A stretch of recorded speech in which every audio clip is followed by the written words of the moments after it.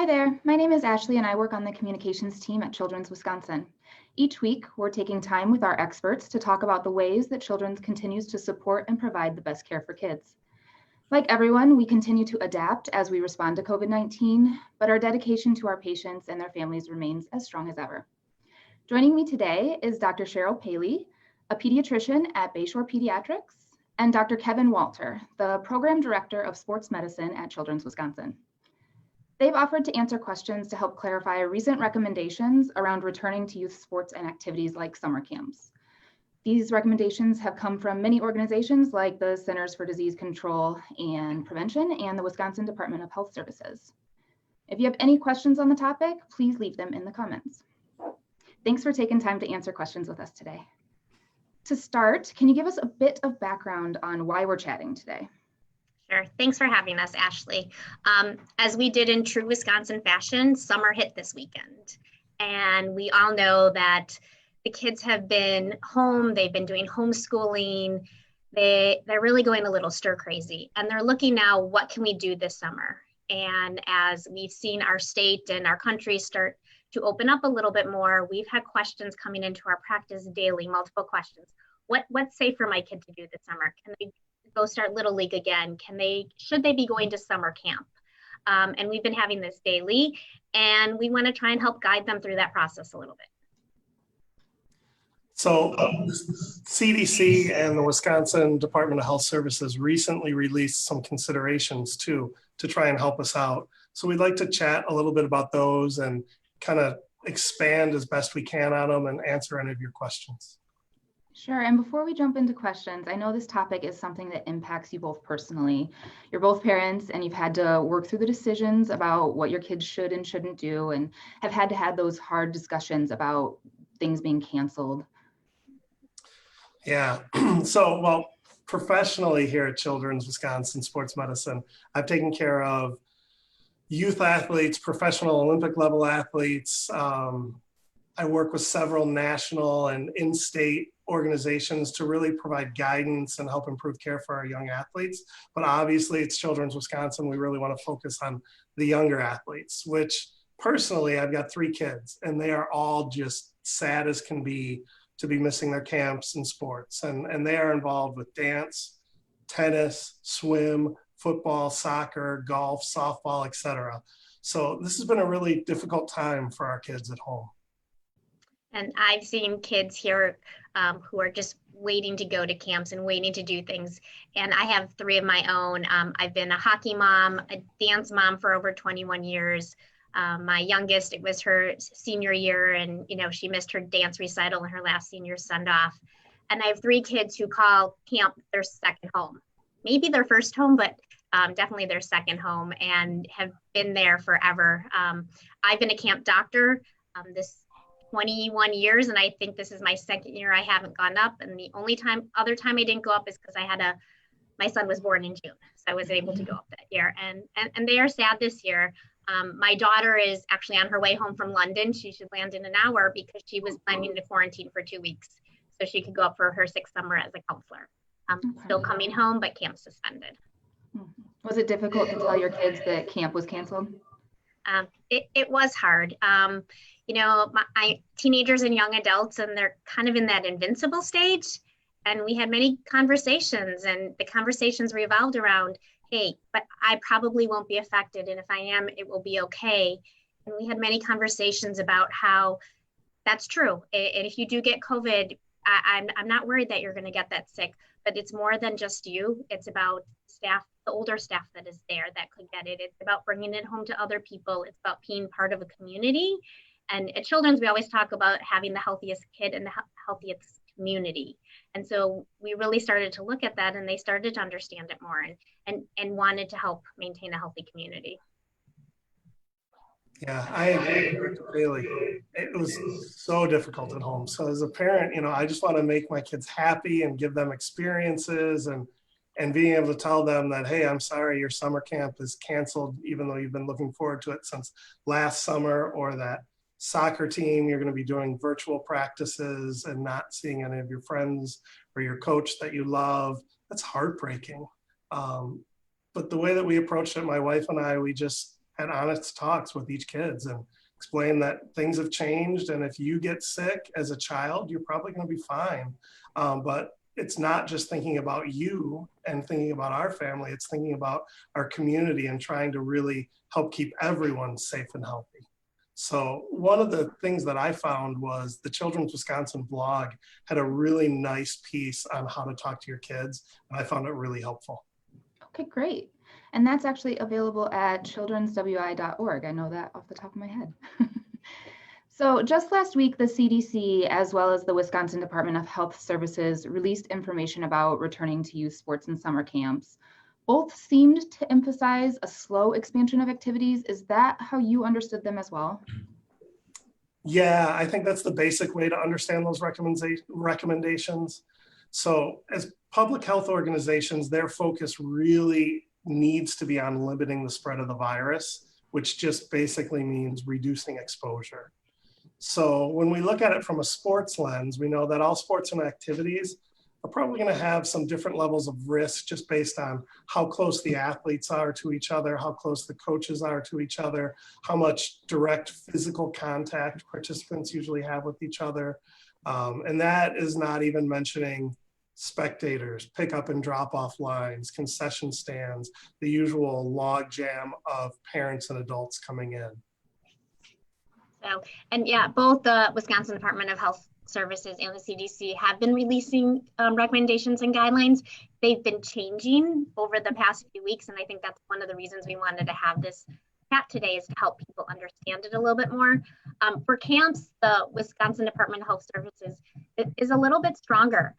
They actually stated that camps should be canceled or postponed through the summer.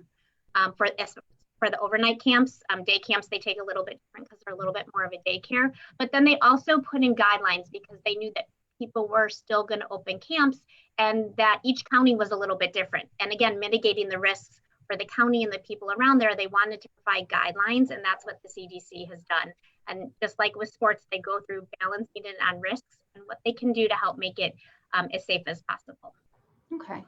Now, I know that both of those documents could get quite long. So could you just give us a quick high-level overview of the two separate documents, Dr. Walther for sports and activities and Dr. Paley for summer camps? Sure. So currently CDC, they previously, probably a week or two ago, had said no youth sports and kind of postpone, cancel it.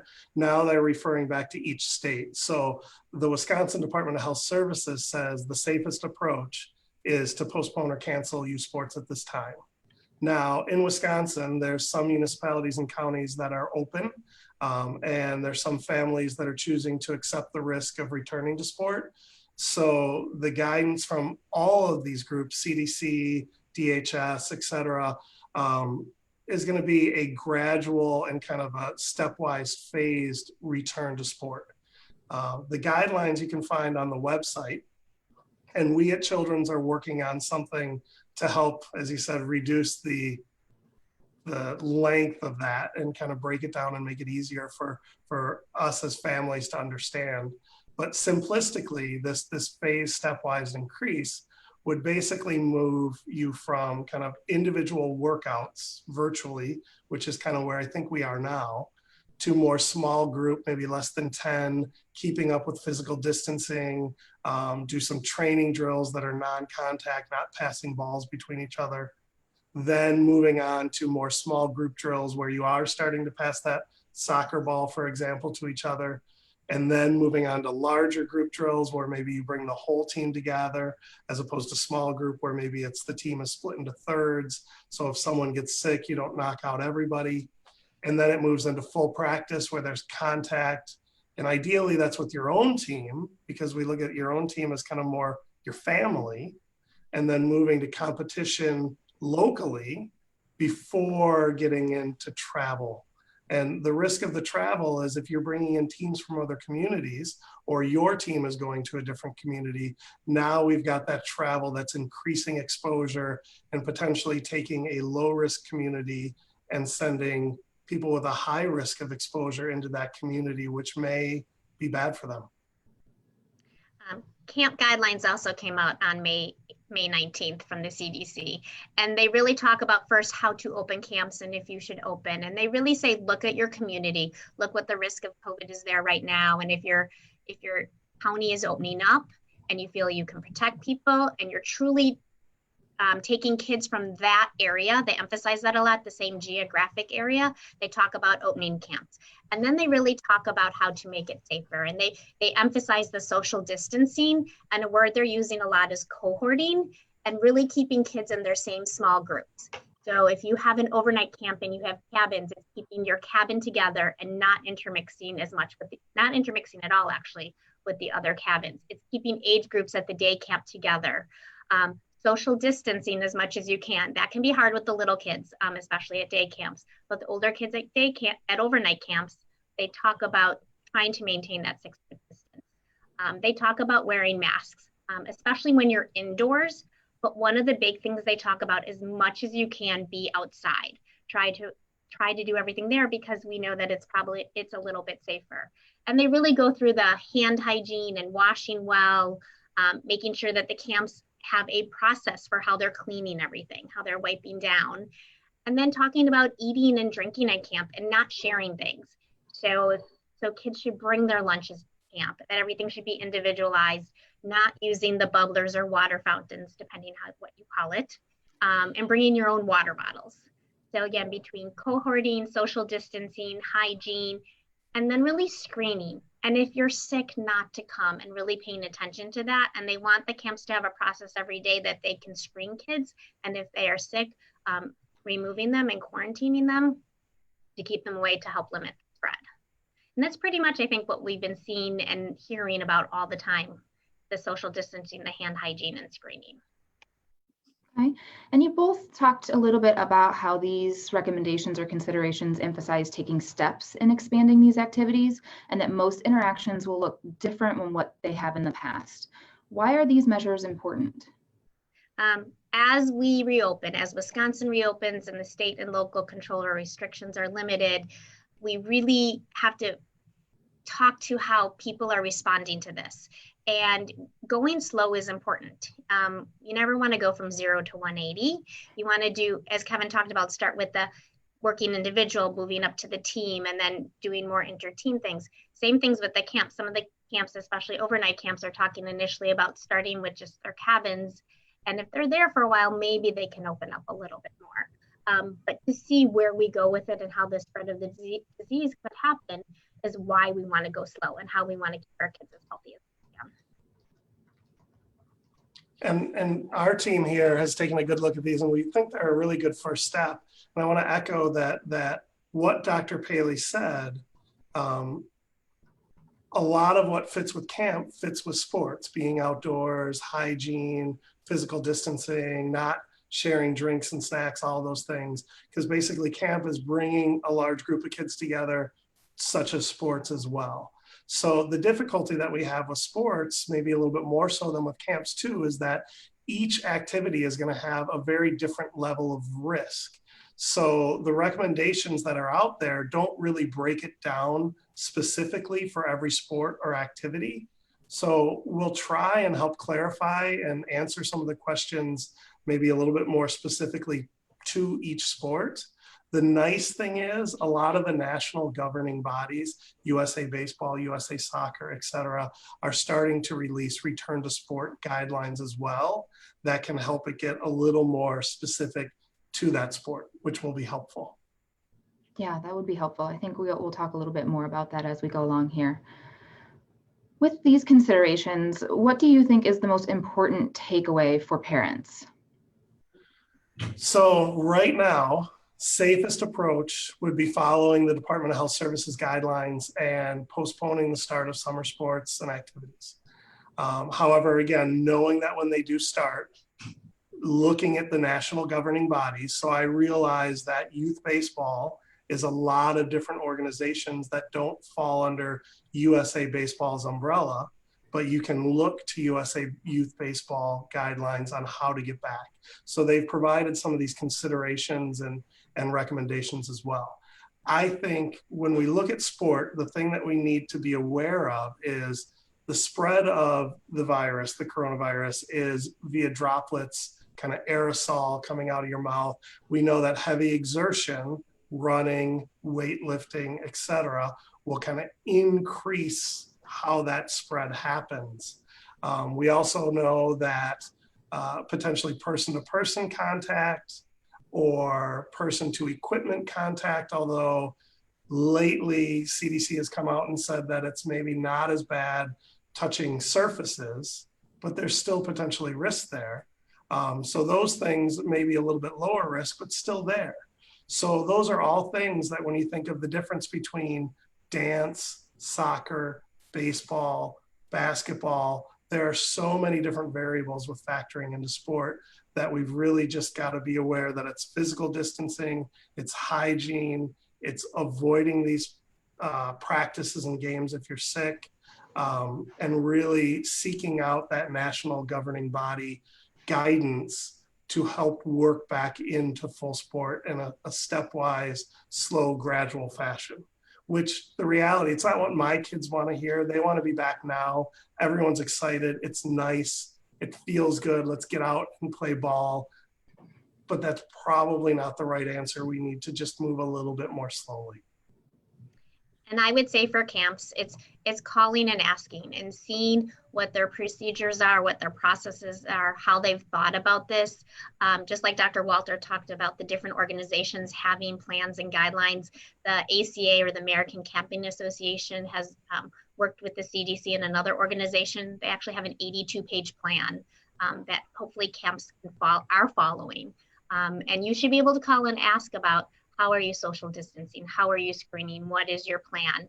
And if you're still worried or you still have questions, I would say call your pediatrician, call your physician, talk with them. They can help you talk through what is good for your family. Again, every kid has a different risk factor. They're coming home to people with different risk factors, and you have to be able to put that all together, which is why there's not a yes, you should or no, you shouldn't. It's more complicated than that. So just ask. Okay, great. You've both shared with me that you've taken lots of questions from families and friends who are struggling to decide if their kids should go to a summer camp or participate in something like a Little League. What's your takeaway for those questions? So again, I feel like I'm just pounding this home, but following Wisconsin Department of Health Services, it's don't start things up yet. However, as families and organizations and businesses here in the state, it's kind of left up to them to decide how much risk we want to take on and to some degree what we want to do. So the sports medicine team here at Children's Wisconsin has really been discussing risk associated with youth sport. And, you know, again, there's risk in life. There's definitely risk in life now going out, catching COVID.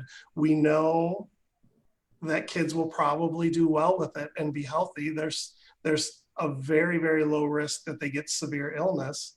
The problem is more transmission to parents, grandparents in the community for people that are high risk for severe illness. And could our children play youth sports and kind of get exposed, get coronavirus, and then pass it on to family members that way? And that's what we're looking at trying to avoid and reduce that risk. But again, there's risk with life. So it's up to us as parents, families, and youth sport organizations and clubs to really assess how much risk they want to take on. So right now, I think it's time, work on individual skills, maybe start doing some simple training. For instance, if we look at, again, I'll pick on soccer, bring kids out to the field, keep them 6 to 8 feet apart, have them do individual ball skills. It gets them together. It gets them working on it. A coach can wear a mask and help provide feedback that's much more real time than virtually. So there's ways to engage with youth sport that teaches the kids skills, gets them exercising and happy and healthy, but it's not the full on competitive start right now. And another tough thing with sport is just as you look at how do we build up, it's not super clear right now, but if you look at golf, we could do golf much easier socially distant than we could do basketball where you're body to body up in the post. So even thinking of sports, tennis, golf, more individual type sports are probably going to be a little bit easier to reduce that risk than team sports will be. And again, I'd agree with what Dr. Walter said, starting with the Wisconsin Department of Health Services, and they're saying camps should be postponed or suspended. But if your camp in your area has decided to open, talking again, and what is the risk?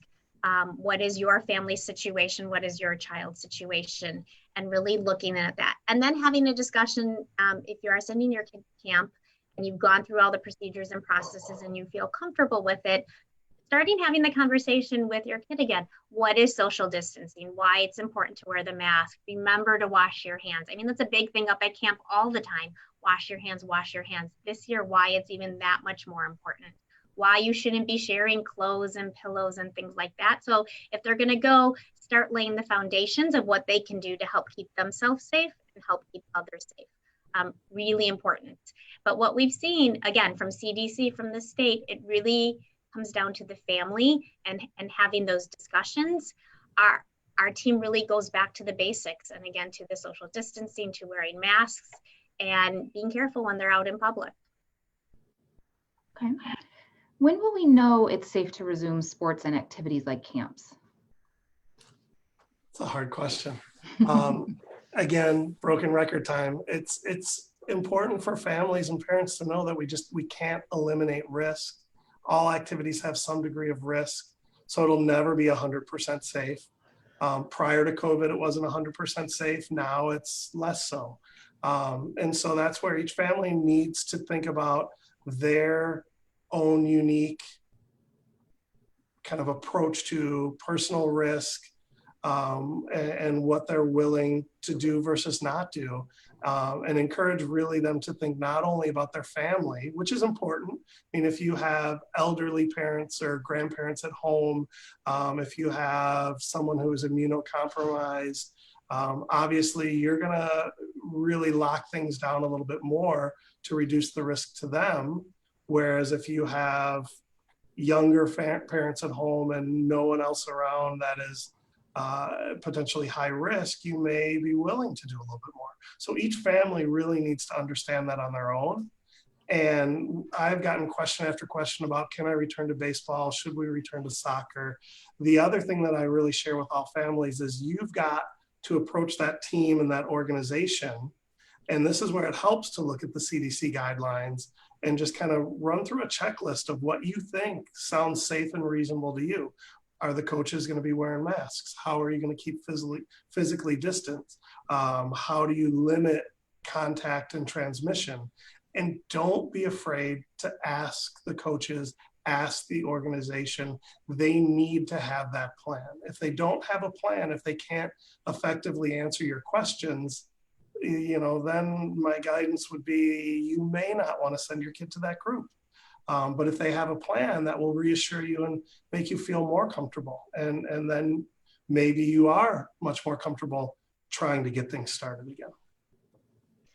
And it comes back to what is safe. And I think our definition of what is safe is probably changing and going with the risks, and knowing what's good for your family. I think one of the big things I've seen in the past week is a lot of families feeling pressure, saying, but they're all going back to baseball, or they're all joining back up, they're all going to camp. And I would take it back to each family is different, and you need to be comfortable with what's going on. Just like Dr. Walter said, ask the questions, make sure that you feel good about what they're doing, and that the risk is what you want to take. It's hard with that pressure up there. It's hard for the kids. Hey, mom, everyone else is going back. I need to do this. I've been holed up for so long. But again, looking back to what you're coming back to and knowing what they're doing is so important. So don't be afraid to ask. And know that when you're going to camp, are they okay that it's going to look a little bit different? That, if they're doing the cohorts and they're going to be just with their group, and they're not going to all be able to climb the jungle gym at the same time. Or maybe if there's a camp where there's water skiing, they have to clean between each and every kid. They're going to have to be okay with that, and to set them up for success when they're there, then to know that it is a different year. Different isn't bad, it's just different, and make sure that they're comfortable with it. You want it to still be a good experience. Okay. Before we jump into questions from people that are watching right now, is there anything else you want families to know about Children's Wisconsin? Like I keep saying this one over and over, and I'll say it again, as Wisconsin reopens and the state and local control over restrictions are being lifted, the burden making decisions come to individual families, organizations, and businesses. In Children's Wisconsin, your pediatrician, your other trusted physicians, we're here to help you and guide you and help you understand what's going on and help talk through what's important to help you get to your decision. That's great. And I mean, I want to acknowledge COVID-19 is just difficult. It's been a threat to our community's physical health, our community and kids' mental health, economic stability, social well-being, et cetera. But we have to continue to take measured and informed steps forward that kind of recognizes all those needs. And the difficulty is, right, we want the information now and fast and make these decisions. And it just doesn't work that way. And it comes slower than we all want. And we have to understand that there's no magic answer for sport. It's each sport and activity is going to have that different level of risk. So rely on your family communication, rely on the national governing bodies to help out. Children's Wisconsin is working on putting together some information to kind of help families, potentially guide them through that situation and give them other things to consider and think about. But for now, just a great starting point for youth sports is make sure that the kids are out there getting active, working on individual drills is a great place to start. Okay. We've received a lot of questions in advance of and during this Facebook Live. While we'll be addressing a handful of them momentarily, many of them involve unique individual circumstances that we're not able to speak to on social media in general. In those instances, we encourage you to reach out to your child's pediatrician directly for your unique situation if you have questions about your unique situation.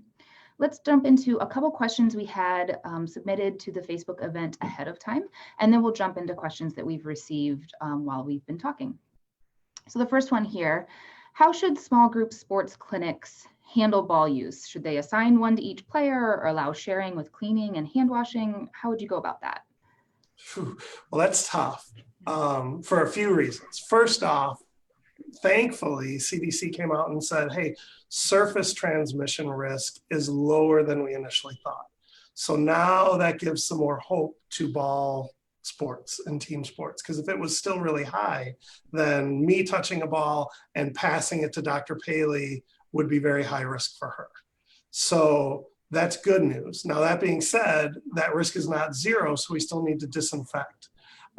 So if you look at baseball, there's talk of, do you disinfect and wipe down the balls every half inning? And when the kids come off the field, they put hand sanitizer on in the dugout, and before they go back out, they put hand sanitizer on again. So I think those are some options. Soccer, do you do it every break and play after every throw in? Volleyball, you have multiple balls to rotate so you can give them a clean one, wipe off the one that was just used. The tough part is, are you going to put your kids in charge of this? I would argue no, because is a 8-year-old responsible to do the cleaning? No. Is a 10-year-old responsible, 12-year-old? What age does that responsibility kick in where the kids can actually take charge of this and do it? I'm not sure. It's probably different for every kid, but we want to have an adult at least overseeing that, but most likely performing that. So this is going to be more parental interaction, which then increases the number of adults around, which makes social and physical distancing harder, masking more important, etc. How should families proceed with socialization and integrating into things like summer camps if they have a child who's immunocompromised or might have a condition that makes them more susceptible to getting a virus? Is there a safe way to get them involved at this point? That's a really hard question. And I think that's hard because we don't know a lot about the virus yet. And immunocompromise is a wide range. And while we know that the virus hits the elderly and older people much harder, a lot of what we've seen with immunocompromise, even in asthma and other things, it's not panning out. We're not seeing the kids with asthma necessarily hit as hard. So I think this is a really important discussion to have with your pediatrician and talk about the individual condition, because that's what's going to matter a little bit more here, and talk about safe ways to start getting them out. And again, to go slow and then increasing the risk as we see less and less cases. So it's initially going to be on the Zoom and on FaceTime and things like that and talking. And then it's going to start to go outside and having conversations with kids and just having play dates if they're younger. Again, outside, probably still with masks on. As far as jumping back into the sports and into camps, that one I'd go a little bit more cautiously, but it's going to depend on what their condition is. A child with cancer with chemo is going to be much different than a child with Crohn's who's on some type of medication. So again, that one you really have to talk with your individual physician. Okay. We've had some parents wondering about whether they, as coaching staff or as just people watching an activity, should be wearing a mask during practice. Yes, yes is the short answer. I think that is absolutely something coaches should be doing, especially if they're talking with the kids. Again, keeping people physically distant as you bring the soccer team around to take a knee at halftime. That coach should be wearing a mask. You can talk through a mask, you can hear it. When the coach is in the dugout, if there's no other kids in the dugout and the athletes are all out on the field, potentially that coach could take the mask off because there's no one within that 6 to 8 foot range.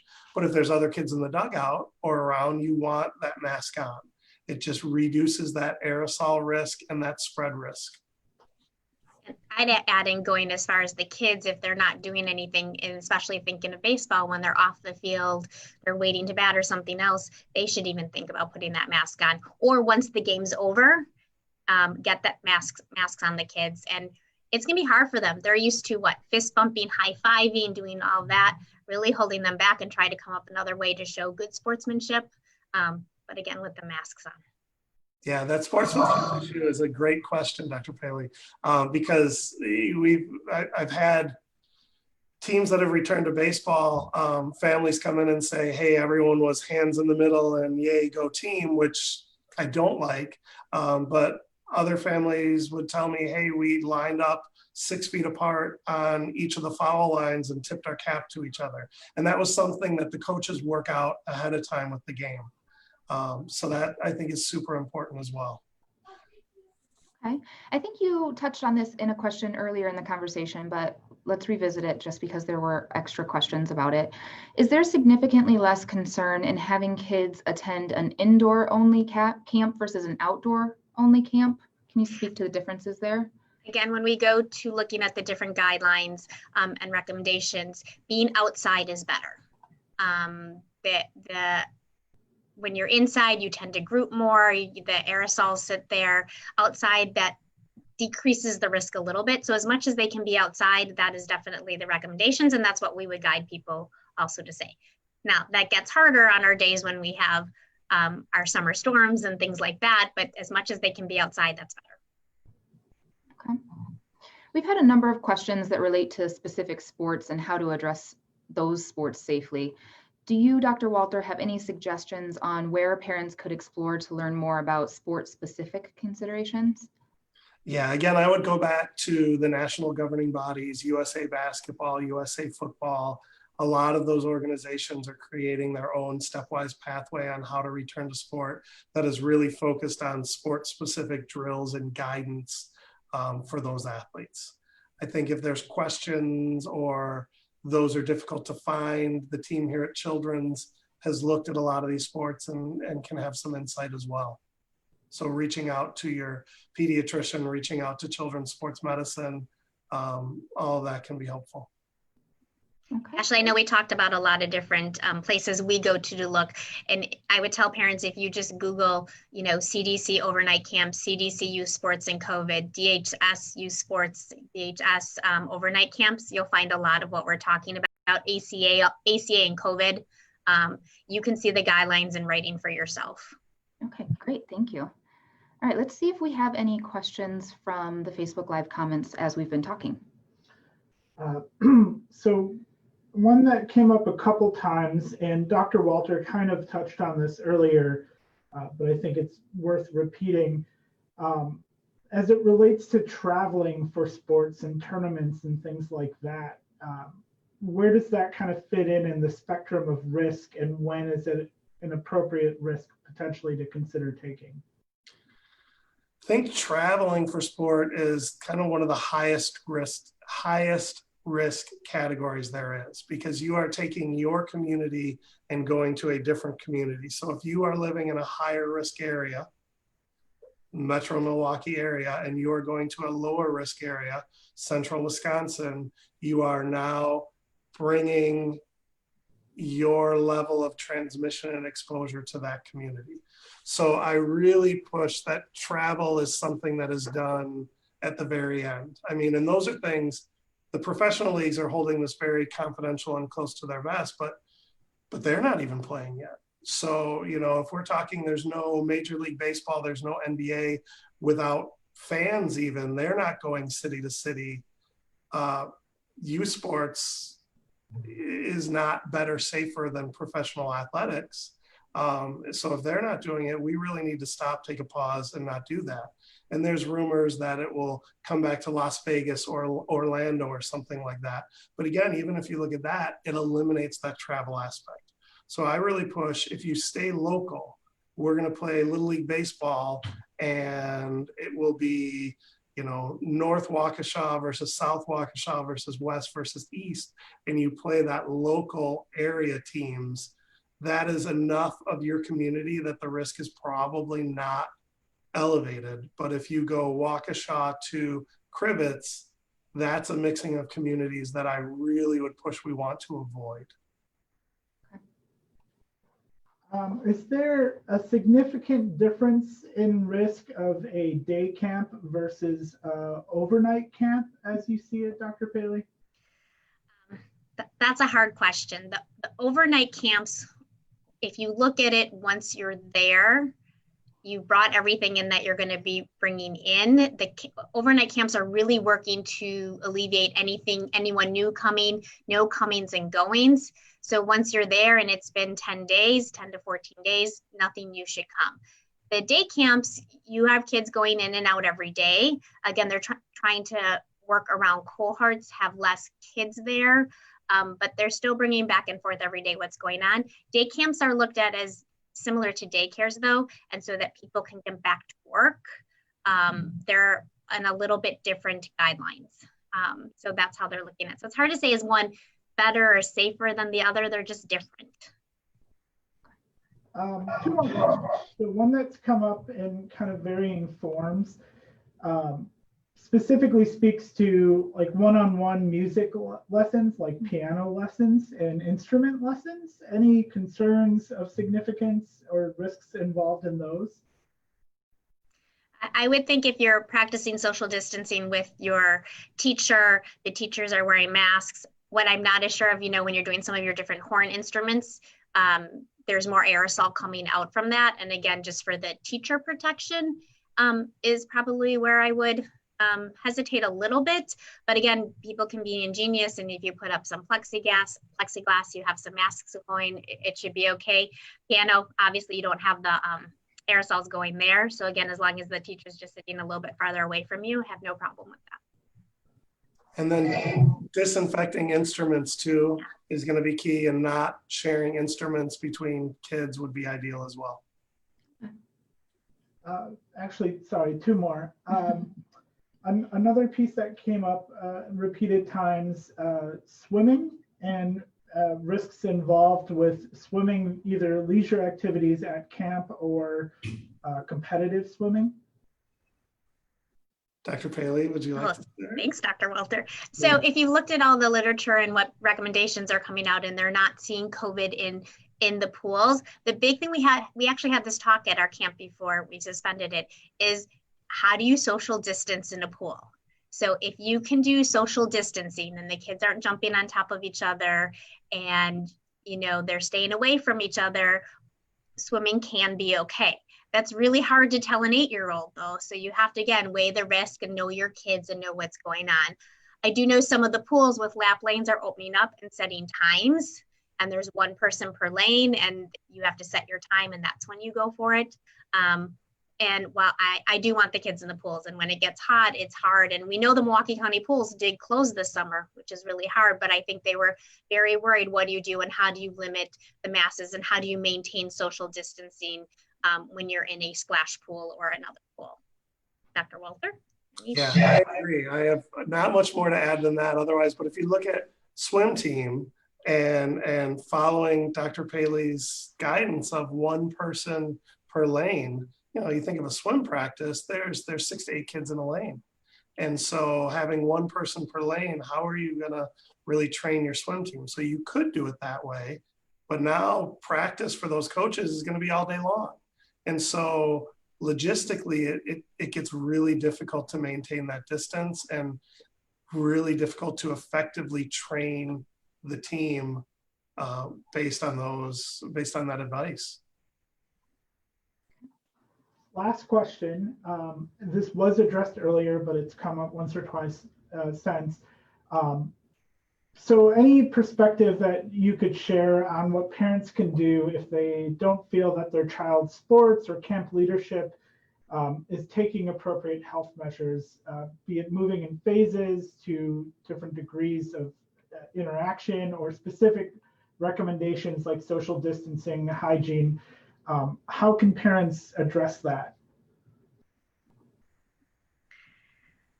That's a hard one. And I think that comes back a little bit to the pressure and some of the pressures talks I've had with some of my parents. And it could be asking the camp or the youth sports leadership, bring up the guidelines and say, hey, why aren't you following these guidelines? Or are you doing something else that we just haven't talked about? And I would say if you're still not comfortable, to be that parent and say, hey, I'm not comfortable sending my kid. I know it's really hard, and try and find another option. Because I think there's some places, there's some camps, and there's some youth sports that are really working hard to come up with processes and procedures that they can do this as best as they can. And if they can't, to find different ways for your kids to have that interaction, to get outside, to play, to have some social distancing time with some other kids, to practice their drills, practice soccer drills across the field from another friend. And it's really important to do these drills. These kids haven't been doing much. And to me, it's even a little scary jumping right back into sports full force. I start to worry about injuries, and I'm sure Dr. Walter will see them all because they haven't been doing a lot. So finding ways to increase their socialization in different ways and finding ways to increase their sports skills. I think that's really important now. I agree. I mean, this is started as a camp question, but definitely a youth sports issue too. And the first thing I would do is what Dr. Paley said is bring it up to coaches and the leadership of that organization. Here's guidelines. Why aren't you following them? What else could you be doing? And if they still don't, and as a parent, you're uncomfortable. And I know we don't want to be that parent that makes a fuss, but if you're not comfortable with it, then you have to be willing to take that stand and say, okay, we're done. Give me my refund. I'm going to go look for another organization, because there are a lot of youth sports organizations that are really trying to do this right and well. That's hard to do. Your kid has teammates, your kid has friends, but it's also kind of taking a philosophical and ethical stand. And as we always try and teach our kids, doing the right thing is not always doing the easy thing. And then Dr. Paley also brings up a great pseudo non-COVID point. Lots of our kids have not really been that active. So there's been a lot of deconditioning. So kids have got to start getting back into shape, and that takes a little bit of time. And many sports starting up now, when it was 88 degrees this weekend, would previously have started before. So we've got to think a little bit more and be a little more aware of heat illness too, because kids are just not acclimated to the heat yet. And we're throwing them out there into potentially harder workouts. Okay, great. All right. Well, thank you again, Dr. Paley and Dr. Walter. If you have any questions about Children's Wisconsin or COVID-19, please visit childrenswi.org/coronavirus. There you can find all kinds of resources, from details about children's locations to blog posts on topics like this one, or the blog post that Dr. Walter mentioned earlier in the conversation. At Children's, we're adjusting to COVID-19 and are taking steps to keep our patients and staff healthy so our teams can continue to provide the best care. We will be here to help you care for your child, and that will never change. So please do not hesitate to call your child's doctor's office with any questions, use MyChart messaging, or our online urgent care. Thanks for watching, and keep an eye out for our next conversation with a member of the Children's Wisconsin team.